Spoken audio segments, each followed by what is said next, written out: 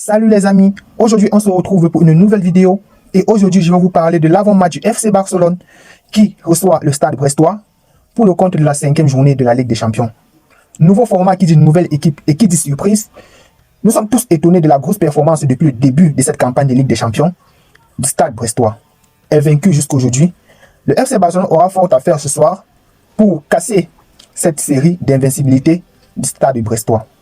Alors, restez scotchés jusqu'à la fin de la vidéo parce que, avec toutes mes analyses que je vais mettre dans cette vidéo, je vais vous donner la tactique ultime pour que le FC Barcelone arrive à bout du Stade Brestois et je vais vous donner mon classement qui va pouvoir déjouer les plans de cette dernière. Alors, le FC Barcelone a fort à faire aujourd'hui. Nous avons une équipe du Stade Brestois qui est assez vaillante, qui est très bon dans la récupération et qui est très bon dans la projection. C'est une équipe assez physique, notamment avec leur attaquant Sima, qui est très en forme à ce moment en Ligue des Champions. Nous devons rester concentrés du début jusqu'à la fin du match, parce qu'à la moindre déconcentration, nous risquerons d'être punis dans le dos de la défense. Notons que nous jouons avec une ligne de défense très haute. Ceci offre des possibilités à des ailiers très percutants, dont compose le Stade Brestois. Alors, aujourd'hui, le FC Barcelone vient un peu pour soigner ces différentes blessures qui ont survenu durant les deux derniers matchs de championnat, notamment avec la désillusion au Real Sociedad sur le score de 1-0 et sur la désillusion ce week-end dernier sur le terrain de Celta Vigo sur le score de 2 buts partout. Alors, aujourd'hui, je vais vous donner mon classement final pour que ce FC Barcelone réussisse à tenir tête et pourquoi pas remporter ce match face au Stade Brestois. Alors, dans les cages, nous aurons Iñaki Peña. Pour moi, non seulement c'est un gardien qui rassure de plus en plus, et c'est aussi un joueur qui est très bon balle au pied. C'est vrai qu'il peut avoir certaines boules de temps en temps, mais on n'a pas mieux parce que Chesney est encore sur le banc et malheureusement on ne l'a pas encore vu à l'œuvre. La charnière centrale sera composée de Pau Cubarsí, très jeune, très prometteur, défenseur très costaud et vraiment j'ai envie de voir un axe d'amélioration ce soir parce que le dernier match je n'ai pas vraiment aimé.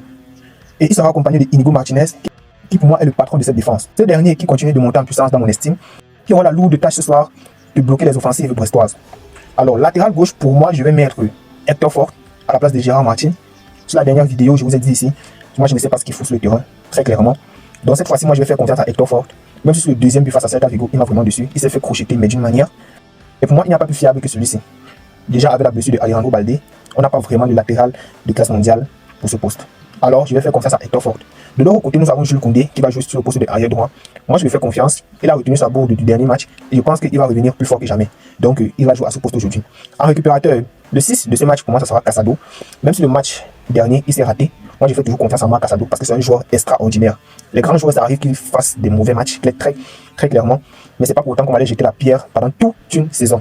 Voilà. Donc moi je titularise Marc Casado et à côté de lui en organisateur de jeu, ni plus ni moins que Pedri, qui est le meilleur d'ailleurs pour moi en Europe à son poste, parce qu'il n'y a pas meilleur organisateur de jeu comme Pedri. C'est vrai que le dernier match il a joué en 10 et on a directement vu son inefficacité, parce que pour moi en 8 il est vraiment extraordinaire. Et en 10 je vais mettre Dani Olmo qui pour moi est le profil parfait pour ce poste. Et si peut-être en deuxième mi-temps on réussit à tuer le match, pourquoi pas mettre un Pablo Torres qui va pouvoir gérer les fins du match, qui va pouvoir gérer les dernières minutes du match. En pointe, nous allons mettre le bon vieux Lewandowski qui aura la lourde charge aujourd'hui d'inscrire non seulement son 100e but en Ligue des Champions de sa carrière, mais aussi de marquer un doublé parce que je pense que Lewandowski va faire une top performance ce soir et il va inscrire un doublé. Sur les ailes, je vais mettre sur le côté droit, sur le côté de Lamine Yamal, je vais mettre Rafinha qui a joué là-bas le dernier match et il a été extraordinaire de ce côté. Donc moi je vais le maintenir de ce côté. Et sur le côté gauche, le coach a le choix. Soit je mets Gavi pour un profil un peu plus récupérateur, comme ça on aura du surnombre au milieu de terrain. Soit je mets Pau Victor sur ce côté, qui est largement capable de jouer sur ce côté. Voilà. Voici à peu près mon 11 pour ce match. Alors, n'oubliez pas surtout de vous abonner et d'activer la cloche de notification. L'après-match, le débrief sera bien présent sur cette page après le dénouement final. Voilà. Prenez soin de vous et la paix sur vous.